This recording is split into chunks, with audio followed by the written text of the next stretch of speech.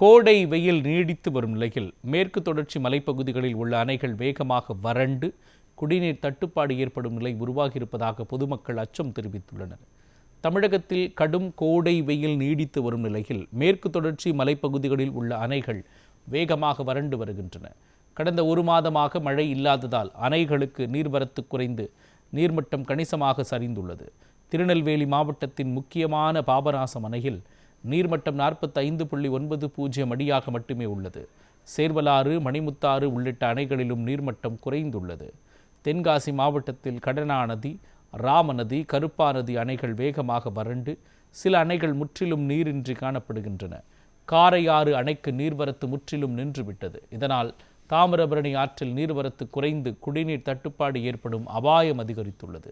September வரை வறண்ட வானிலை நீடிக்கும் நிலையில் நிலைமை மேலும் மோசமடையக்கூடும் என பொதுமக்கள் அஞ்சுகின்றனர்.